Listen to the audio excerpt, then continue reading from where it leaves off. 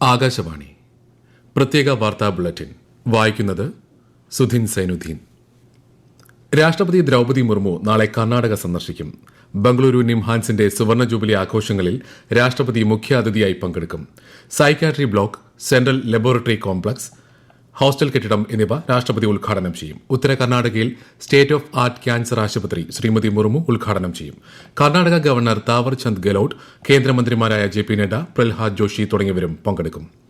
പ്രധാനമന്ത്രി നരേന്ദ്രമോദി നാളെ ന്യൂഡൽഹിയിൽ വിവിധ വികസന പദ്ധതികളുടെ ഉദ്ഘാടനവും തറക്കല്ലിടലും നിർവഹിക്കും.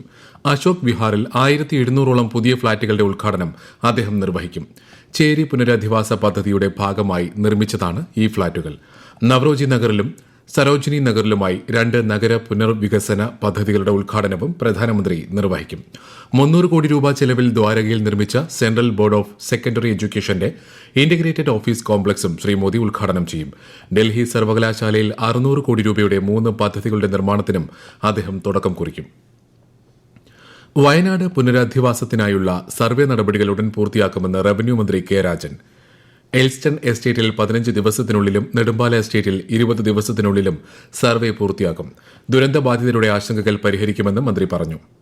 63ാമത് സംസ്ഥാന സ്കൂൾ കലോത്സവത്തിന് തിരുവനന്തപുരത്ത് മറ്റന്നാൾ തിരിതെളിയും. മുഖ്യമന്ത്രി പിണറായി വിജയൻ കലോത്സവം ഉദ്ഘാടനം ചെയ്യും. 25 വേദികളിലായാണ് മത്സരങ്ങൾ നടക്കുക. മത്സരങ്ങളിൽ 15,000-ഓളം വിദ്യാർത്ഥികൾ പങ്കെടുക്കും. സംസ്ഥാന സ്കൂൾ കലോത്സവം നടക്കുന്ന ജനുവരി 4 മുതൽ 8 വരെ കിഴക്കേക്കോട്ടയിൽ ട്രാഫിക് നിയന്ത്രണമുണ്ടാകുമെന്ന് പൊതുവിദ്യാഭ്യാസ മന്ത്രി വി ശിവൻകുട്ടി അറിയിച്ചു. കിഴക്കേക്കോട്ട മുതൽ പഴവങ്ങാടി ഗണപതി ക്ഷേത്രം വരെ റോഡിന്റെ ഇരുവശങ്ങളിലും കെഎസ്ആർടിസിയും സ്വകാര്യ ബസ്സുകളും സർവീസ് നടത്താൻ അനുവദിക്കില്ല. ഈ ഭാഗങ്ങളിൽ നിന്നുള്ള ബസ് സർവീസുകൾ അട്ടക്കുളങ്ങര, വെട്ടിമുറിച്ച കോട്ട, കോട്ടയ്ക്കകം എന്നിവിടങ്ങളിലുള്ള പാർക്കിംഗ് കേന്ദ്രങ്ങളിൽ നിന്നും സർവീസ് നടത്തും. കേരള ഗവർണറായി രാജേന്ദ്ര വിശ്വനാഥ് ആർലേക്കർ സത്യപ്രതിജ്ഞ ചെയ്തു. രാജ്ഭവനിൽ നടന്ന ചടങ്ങിൽ കേരള ഹൈക്കോടതി ചീഫ് ജസ്റ്റിസ് നിതിൻ മധുകർ ജാംതാർ സത്യവാചകം ചൊല്ലിക്കൊടുത്തു. സത്യപ്രതിജ്ഞാ ചടങ്ങിൽ മുഖ്യമന്ത്രി പിണറായി വിജയൻ, സ്പീക്കർ എൻ ഷംസീർ, മന്ത്രിമാർ തുടങ്ങിയവർ പങ്കെടുത്തു. സാമൂഹിക ഉന്നമനത്തിനായി നിരന്തരം പ്രയത്നിച്ച ദീർഘദർശിയായിരുന്നു മന്നത്ത് പത്മനാഭനെന്ന് പ്രധാനമന്ത്രി നരേന്ദ്രമോദി. 148ാമത് മന്നം ജയന്തി ദിനത്തോടനുബന്ധിച്ച് സമൂഹമാധ്യമത്തിലൂടെ അനുസ്മരണ സന്ദേശം പങ്കുവയ്ക്കുകയായിരുന്നു പ്രധാനമന്ത്രി. കോട്ടയം പെരുന്നയിലെ NSS ആസ്ഥാനത്ത് വിപുലമായ ആഘോഷ പരിപാടികളാണ് മന്നം ജയന്തിയോടനുബന്ധിച്ച് നടന്നത്. കാലാവസ്ഥാ വ്യതിയാനം ഏറ്റവും കൂടുതൽ ദോഷകരമായി ബാധിക്കുന്നത് കൃഷിയെയാണെന്ന് മന്ത്രി പി പ്രസാദ്. കൃഷിക്ക് അനുയോജ്യമായ നല്ല മണ്ണും മികച്ച കാലാവസ്ഥയുമുള്ള നാടാണ് കേരളമെങ്കിലും കാലാവസ്ഥാ വ്യതിയാനം നമ്മുടെ കാർഷിക പുരോഗതിയെ സാരമായി ബാധിക്കുന്നുണ്ടെന്നും മന്ത്രി പറഞ്ഞു. സുഗമമായ മകരവിളക്ക് ദർശനത്തിന് എല്ലാ ക്രമീകരണങ്ങളും വനം വകുപ്പ് ഏർപ്പെടുത്തുമെന്ന് മന്ത്രി എ കെ ശശീന്ദ്രൻ. അട്ടത്തോട് മുതൽ നീലിമല വരെയുള്ള തിരുവാഭരണ പാതയുടെ അറ്റകുറ്റപ്പണികൾ പൂർത്തിയായി. പമ്പയാറിനും ഞുണങ്ങാറിനും മുകളിലൂടെയുള്ള താൽക്കാലിക നടപ്പാത നിർമ്മാണം ജനുവരി 12-നകം പൂർത്തിയാകുമെന്നും മന്ത്രി പറഞ്ഞു. India Australia border Gavaskar trophy test cricket പരമ്പരയിലെ ഫൈനൽ മത്സരം നാളെ. ഇന്ത്യൻ സമയം പുലർച്ചെ 5 മണിക്ക് സിഡ്നി ക്രിക്കറ്റ് ഗ്രൌണ്ടിലാണ് മത്സരം. 5 മത്സരങ്ങളടങ്ങിയ പരമ്പരയിൽ ഓസീസ് 2-1 മുന്നിലാണ്. മുതിർന്ന മാധ്യമപ്രവർത്തകനും എഴുത്തുകാരനുമായ എസ് ജയചന്ദ്രൻ നായർ അന്തരിച്ചു. 85 വയസ്സായിരുന്നു. ബംഗളൂരുവിലായിരുന്നു അന്ത്യം.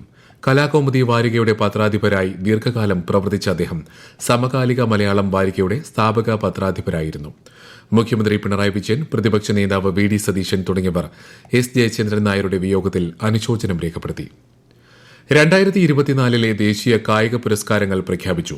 ലോക chess champion D Gukesh, Paris ഒളിമ്പിക്സിൽ ഇരട്ട മെഡൽ നേടിയ ഷൂട്ടിംഗ് താരം Manu Bhaker, Indian hockey team captain Harmanpreet Singh, Paris Paralympics സ്വർണ്ണ മെഡൽ ജേതാവ് പ്രവീൺ കുമാർ എന്നിവർ മേജർ ധ്യാൻചന്ദ് ഖേൽരത്ന പുരസ്കാരം സ്വന്തമാക്കി.